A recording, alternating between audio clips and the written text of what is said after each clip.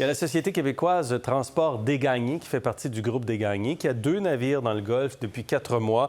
Il s'agit du Rosaire A Desgagnés et le Miena Desgagnés. 4 mois durant lesquels les équipages ont été confinés en mer. Avec nous, Pascal Larose, qui est vice-président de Transport Desgagnés. Bonsoir, M. Larose. Bonsoir, M. Fillon. Je présume que c'est un grand soulagement chez Desgagnés. En fait, de dire que c'est ouvert, c'est une chose. Maintenant, est-ce que ça va être sécuritaire de sortir? Quand on va pouvoir le faire, ça, c'en est une autre. Mais oui, effectivement, on sent un certain dénouement. Parce que les navires, quand on parle des 2 navires en question, ils sont toujours dans le Golfe Persique. Ils sont toujours dans le Golfe. En fait, pour la première fois en 4 mois, on a pu sécuriser un petit cargo là, pour des opérations commerciales. Donc, présentement, ils sont en train de charger et décharger respectivement. Et à la fin, dans 2 semaines, là, ils seraient prêts à sortir. Donc, ils vont pouvoir sortir dans 2 semaines? Non, ils seraient... En fait, il n'y aura plus d'opérations commerciales. Maintenant, il y a plusieurs choses à faire. Vous l'avez mentionné, les assurances. Oui. La route, en fait, le problème, c'est qu'il n'y a pas d'autorité de gouvernance. Là. Donc, parce que normalement, c'est une zone... Bien, en fait, c'est supposé être une zone libre de navigation. Et depuis le conflit, bien, l'Iran a dit qu'on ne pouvait plus passer. C'est sûr qu'en tirant sur des bateaux, c'est quand même convaincant. Oui. J'en doute pas. Oui, donc présentement, c'est plus de questions que de réponses. On peut passer où? Il y a différentes routes possibles. On peut-tu passer de jour, de nuit? Comment? Quelle vitesse? C'est quoi les points d'ancrage? Donc présentement, ce sont tous des questions qu'on ne peut pas répondre. Alors, est-ce que... Parce que le vice-président américain disait aujourd'hui que des navires passent, qu'on réussit à transporter du pétrole. Est-ce que vous avez eu des indications des Américains ou des Iraniens ou de quelque autre autorité? Présentement, en fait, non, autre que c'est ouvert.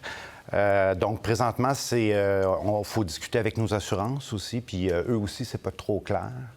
Et tant que l'assureur dit il y a encore un risque, vous ne pouvez pas passer, là? Bien, en fait, il y a un coût à tout. Hein.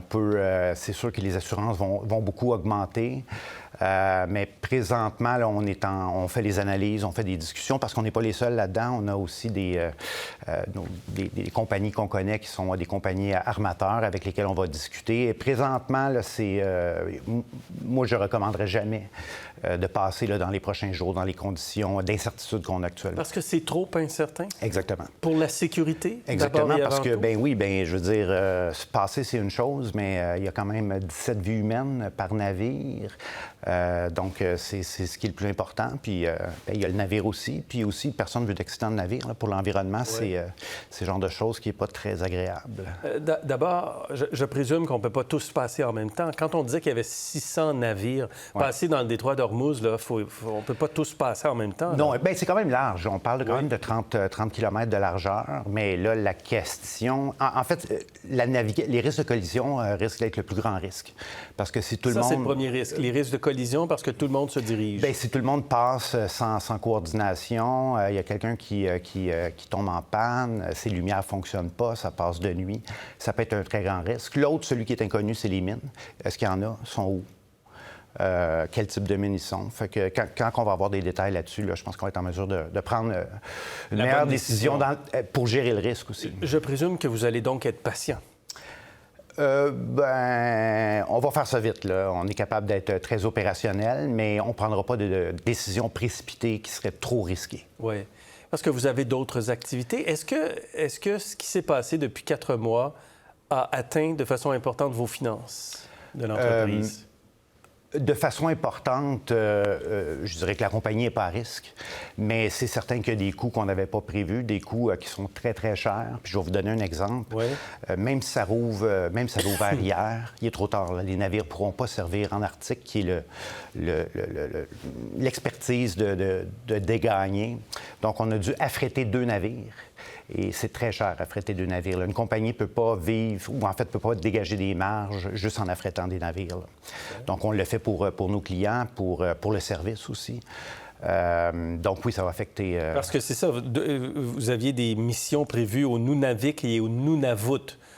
Avec ces navires qui sont dans le Golfe. Avec ces navires-là. On ne peut pas utiliser ces... Impossible. C'est impossible. Même s'ils devaient revenir... Il est trop tard. En fait, même s'ils sortaient demain matin, on parle de mi-août, donc il serait trop tard. Et quelle sorte de mission vous menez en Arctique? En fait, on a deux segments. Le segment minier, donc on réapprovisionne en cargo général et en pétrole les mines. Et la même chose au niveau des communautés. Là. Fait que, si on y va pas, il y a vraiment des communautés qui pourraient... ça pourrait être dangereux là, si le navire passe pas. Desgagnés a acquis un nouveau navire qui est arrivé à Québec en mai dernier, un navire jumeau du Miena Desgagnés, là, un des deux navires bloqués dans le Golfe. Est-ce que c'était planifié, ça, avant le conflit? Oui. Donc, on regardait cet achat-là. Comme vous savez, il y a quand même beaucoup d'effervescence dans l'Arctique canadien. Disons que quand cette situation-là est arrivée, on s'est assuré que là, qu'on allait l'acheter puis qu'elle arrivait à temps, ce qui a été le cas. Oui, c'est venu mettre de la pression pour que ça fonctionne. Oui, exactement. Là, il ne pouvait pas arriver en retard, celui-là. Et vous avez ajouté aussi un navire en 2023, un autre en 2024. On parle d'investissements totaux de 140 millions de dollars avec le dernier navire.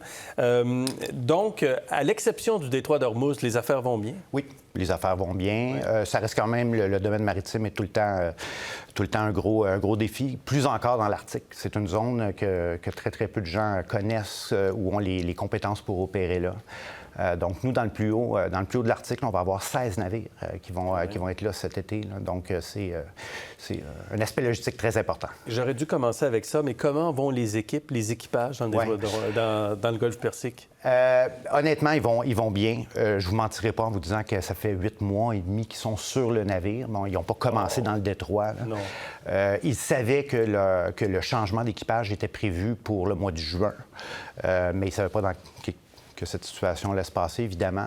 Donc, là, présentement, on est en train de faire un changement d'équipage, que ça rouvre pas. Faut changer les équipages. Donc, les équipages passent ailleurs que dans le détroit d'Ormuz. Là, ils passent... on les fait, on va laquer, puis on les fait... On va laquer, exactement. Les gens arrivent par avion et quittent par avion. C'est quand même toute une logistique. C'est quand même assez formidable.